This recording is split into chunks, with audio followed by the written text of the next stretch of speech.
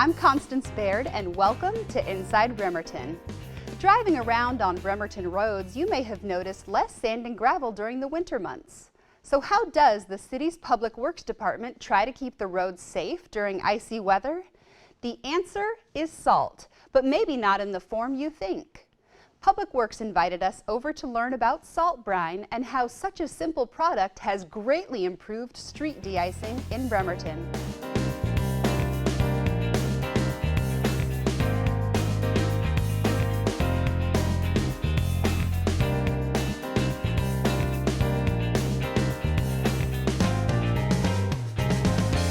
Basically, the benefit of using salt as opposed to the old ways with sand. For one, sand works sometimes, but it's really all not that effective. It blows off the road. It's very hard. It gets in the drains. It gets on the sidewalk.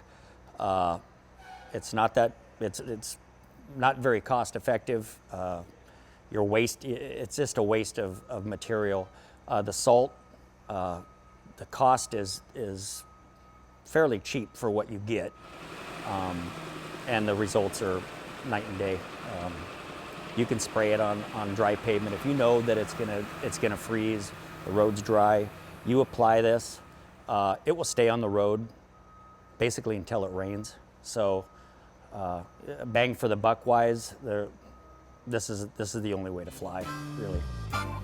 So to get this going, we would come over here, take a scoop of this salt with the backhoe, bring it in, dump it in the back hopper. We fill it up just to the bottom of the intakes, as you can see on the other side. If you get above that, it plugs up. Once that's full, we turn the water on. The water will fill this tank up, filter through the salt, and spill out these outfalls.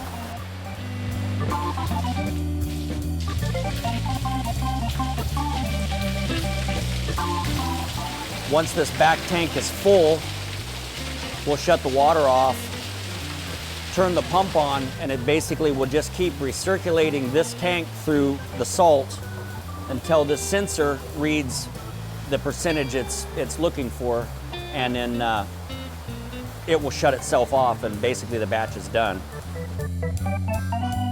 So, brine's ready to get pumped into the tank. We've already got the hose hooked up to this tank. So we're going to turn the valve the other way and then go back and just go to manual just to use the pump. And now we're pumping out of here, pumping straight into the tank. And it doesn't take very long at all. It's a pretty high volume pump.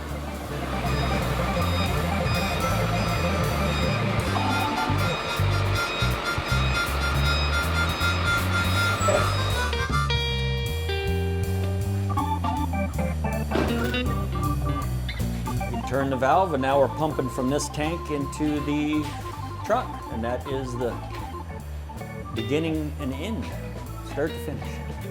So this particular truck we use for residential or secondary streets, collector streets. We can use it for main roads. It's probably something you don't want to because you don't have enough volume. But a lot of the guys, we use this when we're on call. So if you're on standby and you're called in for some de-icing, if CENTCOM calls and the bridge is icy, this is a really nice truck to grab. It's smaller, very easy to use. So the garage built this. They bought the tank, and it was not that expensive. And this just really gave us a lot more maneuverability. The only other thing we had was this 5-yard, and this thing is great for doing the mains, but for getting into residential streets, this is by far probably the handiest tool we have. So this truck here, 5-yard, it's a 1,000-gallon tank. This was our first de-icer, and it's got a lot of mileage on it. It's been a really good truck. We've had it quite some time, as you can see. Salt's a little corrosive. So this truck, we do all the primaries, Lake Flora. We can get way out there. It's got a lot of capacity, so you get a lot of mileage out of it. We can do 2 lanes So Kitsap Way, we're able to do both lanes. So we've got nozzles squirting out the back, and then off to the left side, we can turn these nozzles on, and these will spray out into the next lane. The problem with that is a lot of people don't pay any attention to the signs, and these nozzles will spray 10 feet.